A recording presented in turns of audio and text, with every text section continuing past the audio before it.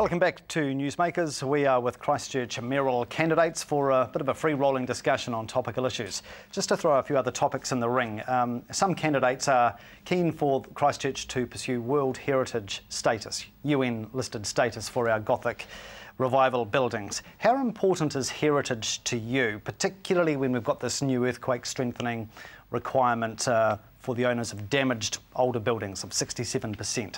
Should that be a focus, and if so, to what extent in the rebuild of Christchurch? We'll take in a few views. Bob, kick us off. I think it's really important. It's just a shame that we actually bowed to Ngā Tahu for just recently with the destruction of the Sunnyside Hospital. The main building there was beautiful, absolutely fabulous, held demons for so many people, but it showed how far our culture has actually changed in that mental health issue over the last 150 years, and it just wasn't practical for us to challenge Ngā Tahu to have a European building on a Maori site. I thought that was just darn wrong. Who else is keen to talk about heritage issues? The Arts Centre itself will be the jewel in the crown, and that's the priority there, to get that fixed up. Then the churches, the historic churches around the city and the region, to have them prioritised for funding for restoration, and you'd work down a hierarchy of priorities there. But we do have to protect heritage as much as we possibly can, realising that a lot of it can be reproduced by other means, by sustainable means and by means that are safe for the public and cheaper. I think the City Council had a knee-jerk reaction in setting its protection standard too high, making it hard for the owners. Do you think it should be reviewed? Yes, they will. In the event it takes millions and millions of dollars of ratepayers' money to help in the rebuild of those damaged buildings to meet the 67%, is that something you would support? Peter? No, I don't think we can support more than the key things like the Arts Centre or other buildings, but I believe that the council is becoming a welfare organisation for subsidising building owners. And one case in particular, if you look at what buildings are saved and how much the ratepayer pays up, and then suddenly the whole situation has changed. I think buildings have to be safe, and I don't think it's fair to ask people to work in buildings that are not safe. And the earthquake requirements, in my view, should be strong. And if they don't stack up, there are some buildings, and we can benefit from new buildings. Okay. Right. I think it's worthwhile looking at this issue of council-funded bonds. It's been released up and down the country for a few years. I think that's a great start on getting people to reinvest in the heritage of the city. Great idea. It all comes down to affordability. Indeed. Okay. Can I throw in the issue of public transport, the future of public transport, and also cycling and the provision for cyclists in Christchurch? Should public transport in Christchurch remain bus-based? Do you think light rail should take the upper hand?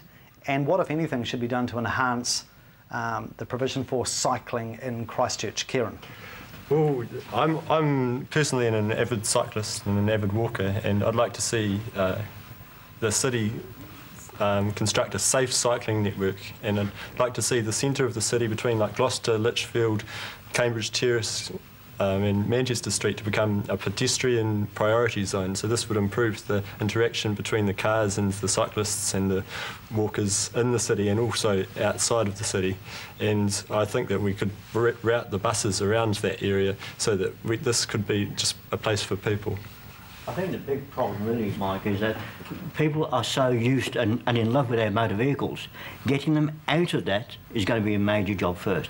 Yes, buses are important. I've suggested smaller buses in off-peak times to help reduce the congestion on the streets. Certainly bus depots around by the malls, great idea.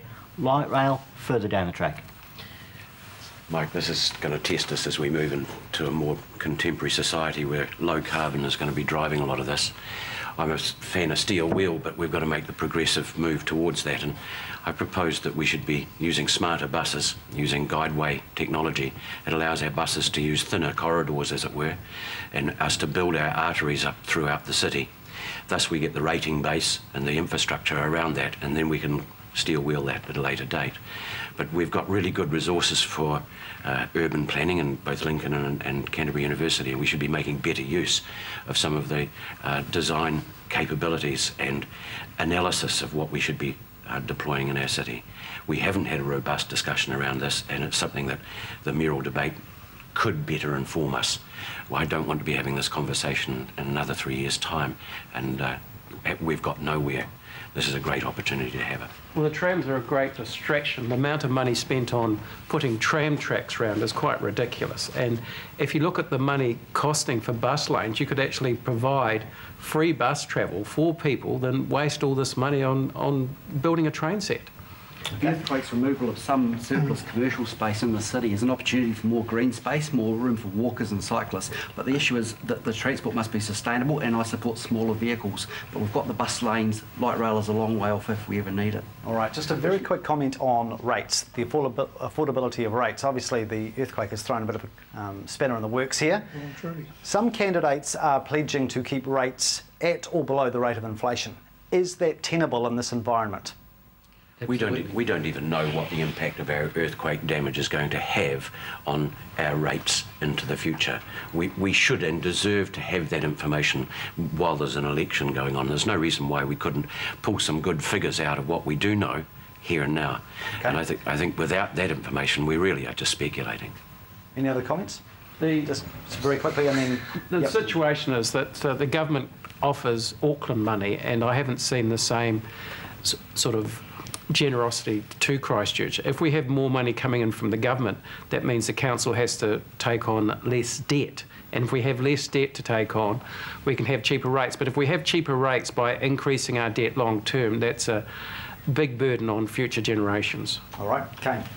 It's pretty much the same thing as what Peter was saying anyway. All right. We'll take a break. Coming up very shortly, we'll give all of the candidates an opportunity to essentially tell you why they're in the race, what their priority issues are. That's coming up.